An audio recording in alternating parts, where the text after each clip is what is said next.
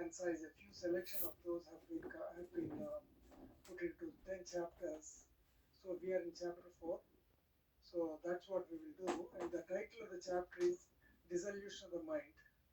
As you have seen in the last 3 sessions also, the mind is the one which is playing a key role in all this. I mean, it's not surprising. Moolam idam jagat, as Swami says. So mind is the main, you can say the culprit, you can say it's the main instrument, or whatever it is. So you'll see more of it in this chapter. And again, chapter 1 was about dispassion, where basically Rama expressed his dispassion at the world. And then sage Vasisth started talking about the unreality of the world. And one of the things that really main things is that when you see a bracelet, the question is, do you see the bracelet or do you see the gold in it? That is a question. Because if you remove the gold, there is no bracelet. But even if you melt the bracelet, there is gold. So the essence is gold. So the main thing that we talked in that is bracelet is unreal, but gold is sort of permanent. But again, you can go on with that. So that is one of the things that we talk about. And the typical example that they have been giving throughout all the chapters is an example of ocean, where the foam, the waves, the dew, the bubbles are no different from water. So fast. Everything we see around is no different from the self.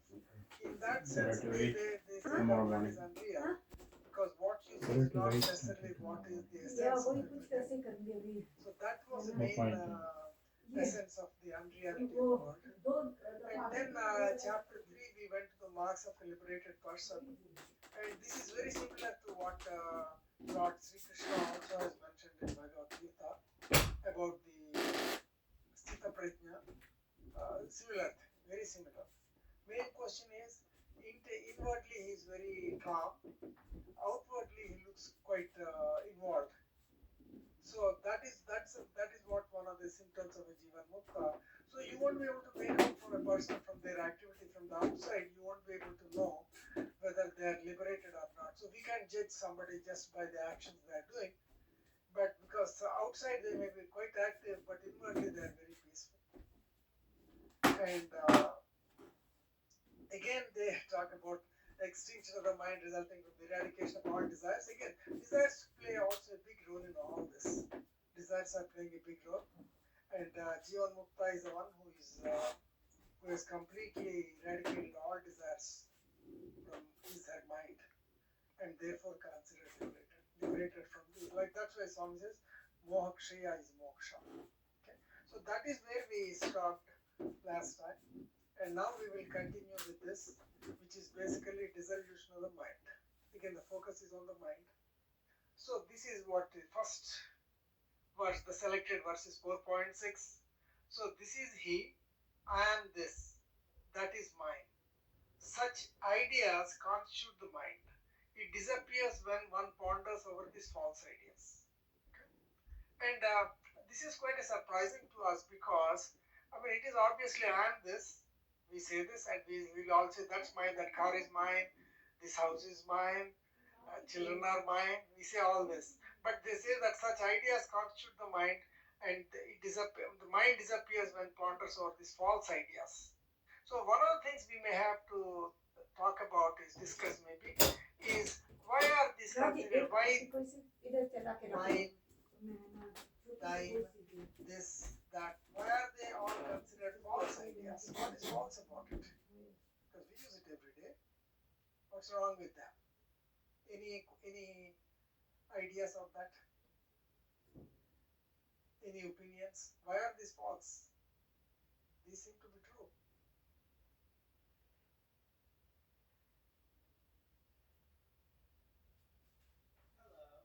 And one of the please go ahead, Sarah. Yeah, these thoughts are because of our finite vasanas.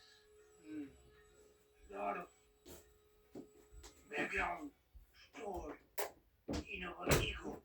That's why it was. Saira, thank you, Dinubai. So Dinubai says that ego is source, which basically results in saying this is this, that is mine, this is yours, separation. And any other ideas? Anything else you want to say? So, Sairam, Raj, yes, please, Raj. yeah, how do you identify the ego? It's closely associated with the mind, right? I mean, Yes. the mind is focused on the soul, then that ego part is there. But we always talk about ego, and I have difficulty identifying where is it in our consciousness, what part of it. Yeah, Is it the that's mind? Is it consciousness? yeah. Then we shift to discussion to awareness. Yes. Then ego goes away. Just yeah. Okay. so sorry. Sure. No problem. Thank you. I can briefly comment on it, and I'll leave it open for the rest of the to answer. See, ego and individuality are no different. Feeling that you are individual, you are separate, you are entity on your own, is what is the basis of the ego. So how it arose, that's part of the Maya. Maya means whatever disillusion means. While everything is one, we still identify. For example, again the example of the baby is there. We identify the wave difference in the ocean. It is our fault that we are identifying. And same thing like us also. While everything is consciousness, we say no. This is Mukamala. This is separate. I am great. I am not good. I am weak. Whatever it is, it doesn't matter whether I say I feel great or I'm a weak guy or I'm whatever it is, useless fellow. All these are related to I am. I am means I am pointing to this individual thing. Once I know that individual really doesn't exist, it is part of the whole. Then there is no weakness, there is no greatness, there are no attributes. Everything is one. So ego basically means feeling yourself as individual, separate from. So would that be a stronger body identification as about anything else? It could be body, it could be personality. Oh, sorry. It could be body, it could be personality, it could be anything. Not necessarily body, but it starts with the body identification, because most of us, first thing we start is when you say I'm Ravi. For example, if somebody shows me the photograph of mine, I'll say, yeah, that is me. First thing I'll say is that's me. Or if I'm more awake, I'll say, oh, that's my photograph, for example. So first identification is body, but we don't stop there. We also start at the intellect. Oh, I'm intelligent, somebody is not. I'm rich, somebody is poor. Or I'm poor, somebody is rich. Whatever way it is. So it sort of goes beyond the physical also, but it definitely starts with the body identification. You are absolutely right on that. And then everything that we identify with the body, the mind, what we tend to leave out most of the time, while we know that the soul is there, we don't give that much importance. Theoretically we know, but we think we have energy because we are eating, and we have energy. I'm exercising, so I'm being fit. I'm doing this, I'm doing that, I'm reading books, so I'm intelligent. We associate with all this, completely ignoring what is the role of the God who is inside us, he or she or it. What is it doing within us? That part we tend to ignore, unfortunately. And in my opinion, that's what it is. But please let somebody else comment on it. There are a lot of knowledgeable people on this forum. Sairam sir, so I wanted to add something. Please. So, when we say it is true, it should be true forever, like until our body goes away from this earth. So let's say, for example, when we say this is my mobile, we do not constantly get attached to it maybe for some time, but later if it doesn't work fine, we don't keep it with us. We just get rid of it and buy a new one. So when we say this is mine, it is not actually ours. So what is true, it stays with us forever. This is what I think. Yeah, very good, very good. You made a very good point. So what she's saying is that, as Swami says, Trikala Bhajyam Satya means truth is something that is true in the past, present, and the future. Only that is the truth. Everything else is a fact.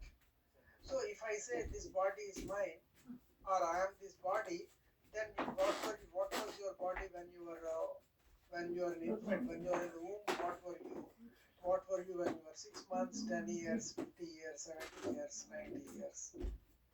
So if it was true, then you would have remained that all the time, but you are not.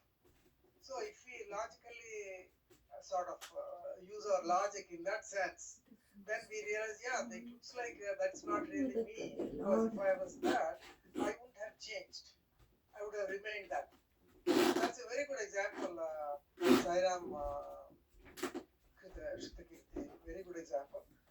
That should give us an idea. Maybe we can keep that in mind whenever we are trying to say, this is my body. If this is my body, I want to be like this forever, because I am this, but I am not, therefore I am not. Something like that. Like mathematics, we sort of, maybe Murthy Garu can comment on this, or somebody else can comment on this before we go to the next slide. Yeah, I would say Please, Dev. excellent example she gave. Yes. But it is beyond body. Yes. Our mind Yes. thinks, I have this degree, I have this position, I have this wealth, I have this family, I have this status. So they are all minds, creations that bind us. Saira. Very good. Excellent. I think Dhirubhai actually summarized the whole thing, saying that the mind is what is making this happen. I is coming beyond the body, as we said, and it's a mind that is within us, which is actually claiming this. And so again, why are these false? Again, we'll go to the next and see why they are false ideas. And this is interesting. Yes. The only God to be conquered is the mind. Its conquest leads to the attainment of everything. Without its conquest, all other efforts are fruitless. In the sense that, see, we do lot of things, lot of japams, tapams to sort of make a god, appear before us. For example, Ravana has done it. So many people have done it in the past and present to appease gods and get some boons, get some favors, for example. And this verse actually says, the only God to be conquered or appeased is the mind.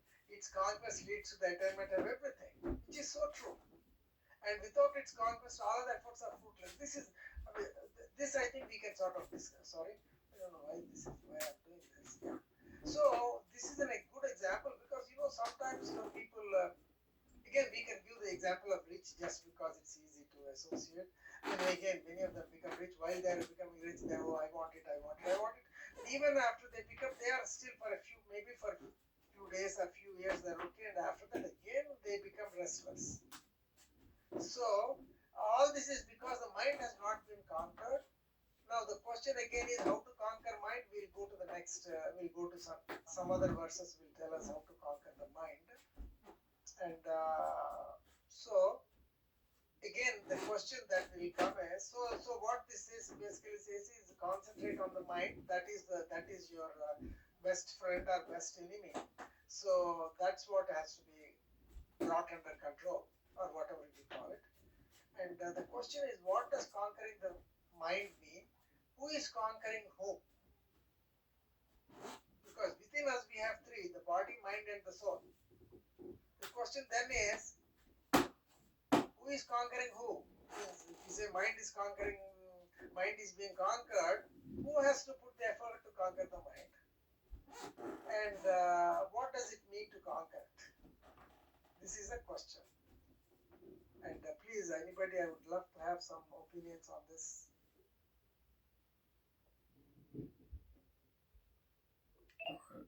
Sairam, I think Yes, that please. at least spiritually speaking, to me it means increasing the awareness that we are not this body, we are not this mind, we are not this intellect. Going through all those courses. Annamaya Kosha, Pranamaya Kosha, Manamaya Kosha, Vijnanamaya Kosha, then you really get into Anandamaya Kosha. If you look at Ashtanga Yoga, the last part is Samadhi, thoughtlessness. The essence of yoga is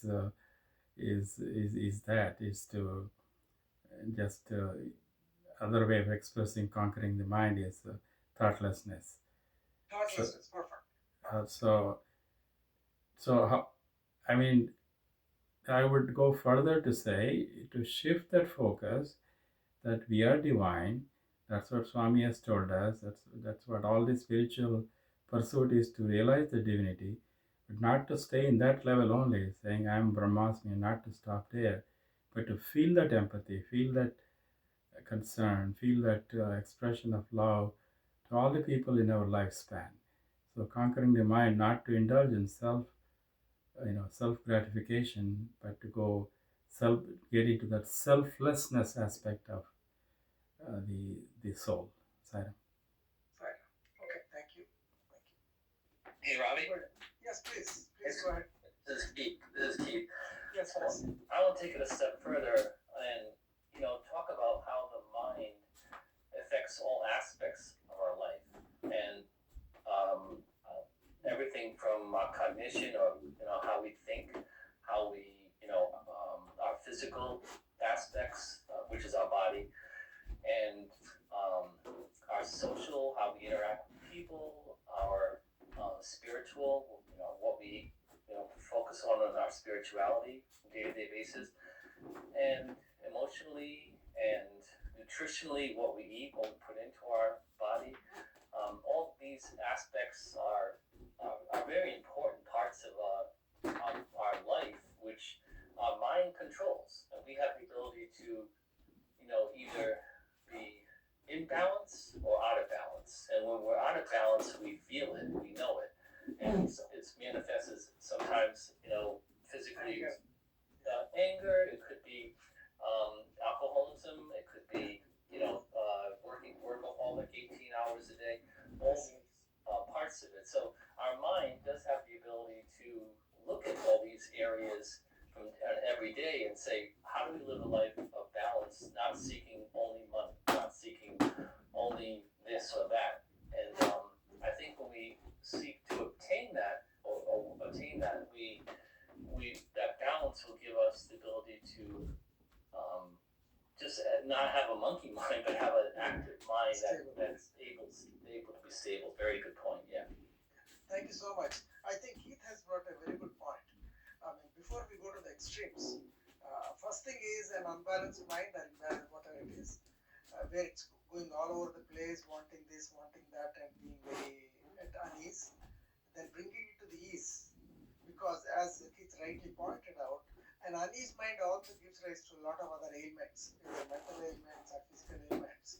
So first effort we have to do is somehow make it balanced, and then we of course we go to the next step. But at least we have to be in this state in order to think straight. And That's the next. Yes, please. Yeah, I'll just add that the graphic you show, the picture, isn't it ironic that the three hands on each side is totally in balance? Yeah. Nice, interesting. Thank you. Yeah. Thank you. Please go ahead. Conquering the mind implies, as one of you mentioned, minimization of thoughts and being able to discriminate Yes, the situation. yes, that's so true. Very true. Very true. So excellent point. Excellent point. One is minimizing the thoughts, and then being aware of what is going on.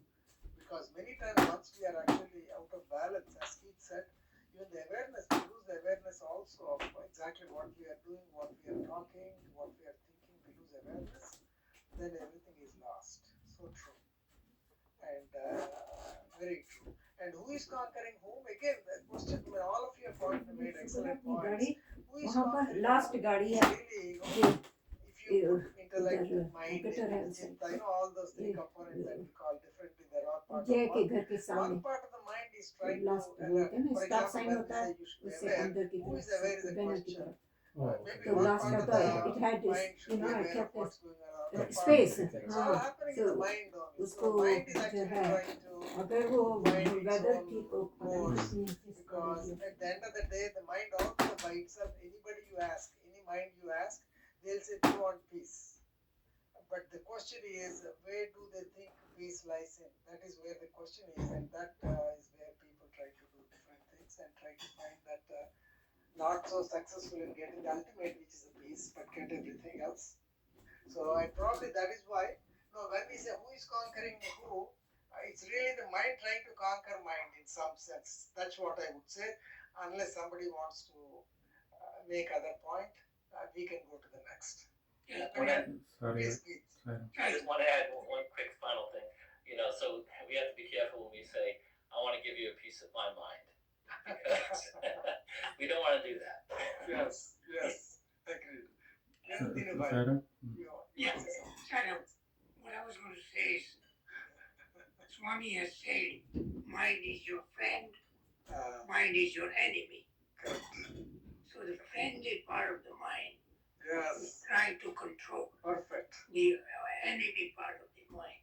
Thank you. And also in Bhagavad Gita's Krishna admits that mind is gentle, it's wavering, and you can bring it little by little by little under control. Yes. This is good part. Sign up. Thank you. Raj, you want Yeah, to say something? Yeah. Yes, Swami always gave the diamond rings, right? Diamond. Yes. That's so signifying, all these wealthiest people, the blue ring, other ring, everything was diamond. Sairam. Absolutely. We'll actually, your diamond will come next in one of these verses. We get to that. Thank you so much.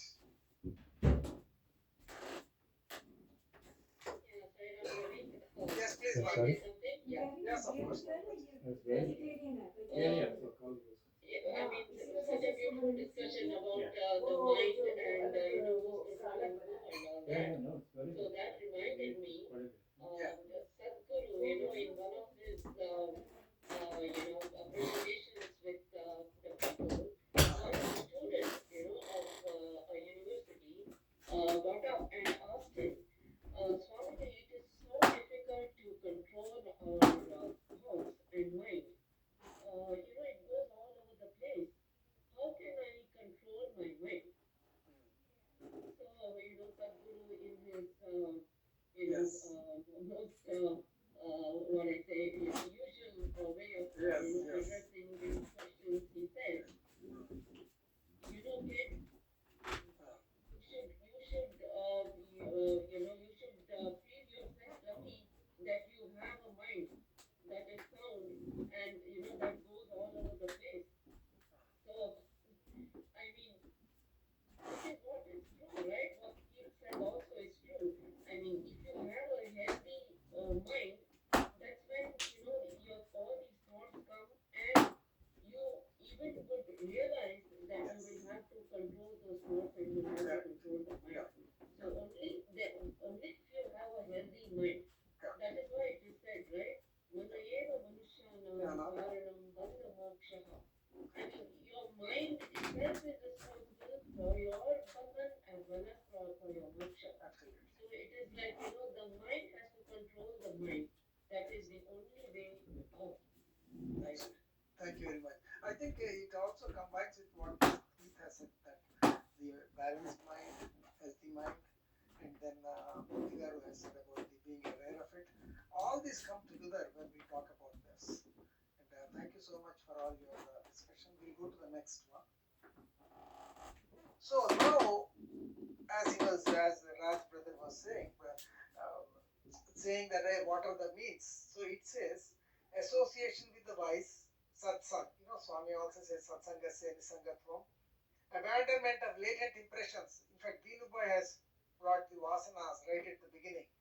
Abandonment of latent impressions is nothing but the vasanas. Self-inquiry. Who am I? Question. Control of the breath, the pranayama. These four, at least in this particular verse, have been suggested as a means of conquering the mind. We heard about all this. Satsanga, we heard exactly that's what is happening right now. We are having a satsang with all of you. Different people have different opinions, and we are able to understand from different perspectives the problem, and probably one of these will touch us, and we will be able to, be aware of what to do next. And abandonment of latent impressions, because many times we complain that, oh my God, I'm like this because of whatever it is, a Purva Janma, I was a butcher, so I still have a tendency to eat this, and whatever it is, we may blame it on that. But as Dinu Bhai was mentioning, it is possible. Again, according to this, it is possible to overcome those vasanas also. It's true that naturally there are some tendencies. Different people have different tendencies. If last life you are a rishi, for example, then this time you may have tendency to meditate more, to be silent more. It's possible. Or last life, for example, you are a bad person, so or you are a big robber, and so you may have tendency to steal things even though there's no need or whatever it is. But once we recognize it, as we said, the mind recognizes it, is aware of it, and it knows it's bad. As Mangalaji said, even knowing that it is bad itself is a grace. And then we can overcome it. Again, the good part of the mind can try to overcome the bad part of the mind. So it is possible to overcome, as it says. And self-inquiry, again, Ramana Maharshi, a lot of people, Swami also say, who am I, who am I? That's a big question. Am I the body? Am I the mind? Am I the conglomerate of all this? Or am I the soul? Am I God? Am I Brahman? Again, just self-inquiry, as this is not a question and answer thing. It's where I know the answer, I'm done. It's not like a quiz. It's sort of a vichara, thinking about it. And next is control of breath, which most yoga people do talk about the control of breath. So the question is, because they have identified, yoga has identified, again, Keith may also agree, that yoga identified that the breath and mind have a lot of relationship. And but the only thing in breath control is during the time you are doing your breath control, you may be controlling the mind. Then after that, will it be the same or not? That's another question. Maybe some of you can answer this question later on. And the next one, the question I have for you is, which of them are easy to practice and which are effective? It's just a general question to start the dialogue. So I'll leave it up to you now. Yeah, With the Saira? audience. Yeah, the easiest is to be with a good company, I think. Yeah. The hardest part is, self-inquiry part. It's only when we are away from our day-to-day activities, maybe possible. If you're engaged in your day-to-day, fulfill your job obligation, it's difficult to do. I had the the breath control. Is that because that's when the thought process slows down? Is that what they're referring to? Yes. The Yes. suppose, and then thank you, and then abandonment of impressions. I think that's the hardest part. That you know, increasing our awareness of who we are, and then most importantly, Swami's grace is needed. I think I would also add to this list, our desire management. Yeah. Good question. Thank you. That's a very good. Yeah, very good. Anybody else, please? Yeah, Ravi, can I add something? Of course. Okay. I don't know if everyone read Thought for the Day today, but what Swami said was, people come here, they listen to all my talks, they listen, and go, without applying it to their daily life. Yes. That's of no use. So here, association is the right. Yes, it is very, very effective. Satsang is very effective, provided we do the nididhyasana. We apply it to our daily life. That is very important. I'd like to add. Oh, absolutely. 100% agree. Yes. Keith, please add something. Yes, sir. So the two things I learned a lot from my son is who keeps quiet a lot. It's like he's always thinking about something. As conversations happen, and I realized after many years that his contemplation is a good thing because you don't just spurt out words or things that you regret saying later on. you you actually are contemplating, thinking, reflecting. Those